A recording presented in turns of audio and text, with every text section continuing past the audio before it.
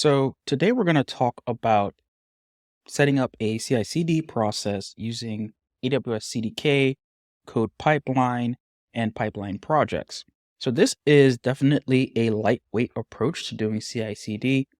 CI/CD is one of those things where it can get very complex quickly depending on your requirements. But for this, we want to keep it very simple. I have essentially a code pipeline that's set up with a couple of stages through code build. And that's build and test things. When the tests are passing, create our authentication layer. We're going to create our entire backend layer. Then we're going to deploy the front end layer. You notice here that I have this pipeline config, and we'll dive into it in a little bit. This will contain all the custom build commands. That way we don't have to rely on another service, maybe like code deploy, to do those custom things that we want to do with shell scripts and random commands. This is a personal preference of mine, but I am looking into maybe using code deploy in the future. But for now, this kind of just works and it's easy to set up. Step one, we're going to create a stack that's going to house all of our deployment pipelines. For now, we just have the production and the development pipeline, but you can see in the future, we can extend this to have many different types of pipelines for different types of resources. But for now, we're just going to keep it very simple and have one type of deployment pipeline. If you look at this line here, the deployment pipeline is actually its own construct that we import from another set of constructs that live in our lib folder. So before we even get to that, let's just look at the structure of this stack. So we do a bunch of imports here. We import our deployment pipeline construct. We have the option to add in a bunch of necessary information. I opted not to, but I left it here as an example. And in the actual deployment pipeline stack, this is where it can be as complicated or as simple as you want it. I opted to go for the simple path, which is just reusing the same pipeline and then swapping out the environment to give it that dynamic feel where if it's for production, it'll do all the production stuff. And if it's for development, it'll go straight to my development environment. Again, the tags are it's best practice to add tags to your project. So go ahead and do that if you need to. Step two is to create that pipeline config I mentioned earlier. So the pipeline config is a real quick way to add some dynamic feel to your different automation pipelines. What it allows you to do is read in a config file from your environment.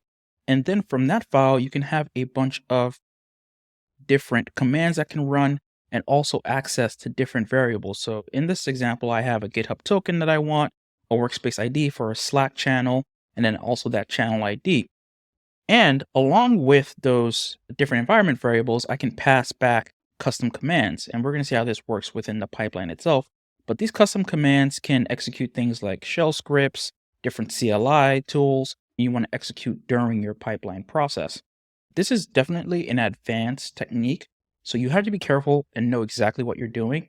Although it gives you maximum customizability, you also need to understand this takes a little bit more work up front so you can define those custom commands you want, either in your package.json or within your shell scripts that you're writing out.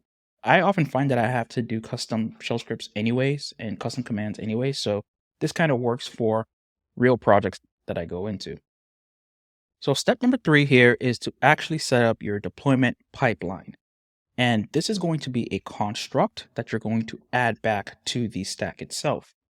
There are a couple of imports here, but it really depends on what you're actually constructing in your CI/CD process.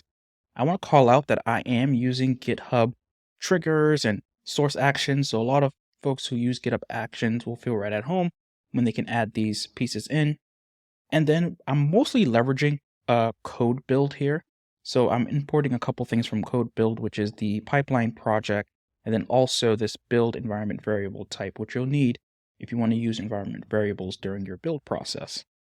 All right, and I'll also call out that we're using pipeline config from the step prior, and that's going to house our custom commands we want to use down the line. And so the construct, I'll explain here quickly.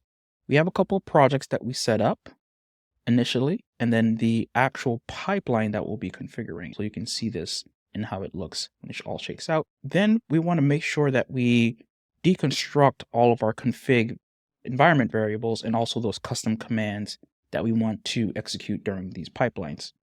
set up your code build policy as well. That'll give access to different parameters that are required if you have those stored in parameter store. And then this is the general pattern you take when setting up these pipelines. One is you create that project. Then you're going to want to add a role policy to that project. Then set up your pipeline. And then from your pipeline, you can add stages. And for each stage, that can take in a project. So this first stage here is actually a source stage, which is going to grab stuff from GitHub. Then the next stage is the stage where we're actually going to build something. So for example, I might have some test project that I want to run. So in this stage, you can use environment variables. And what you're going to want to do is call out environment variables within that actions array. And then when you specify the type for the environment variable, specify that it is a parameter store. I like using parameter store because it's very simple and straightforward. There are some other options that could serve you for more complicated use cases like AWS app config or using secret values with SSM.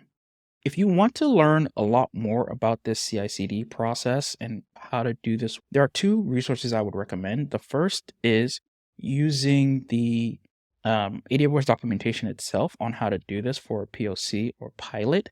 This is a good thing to walk through so you can have your bases covered and you can understand how all the different pieces interact. And so this is another very simple pipeline. And then there's also the AWS CDK in practice book that I read before doing this, which is really good as well.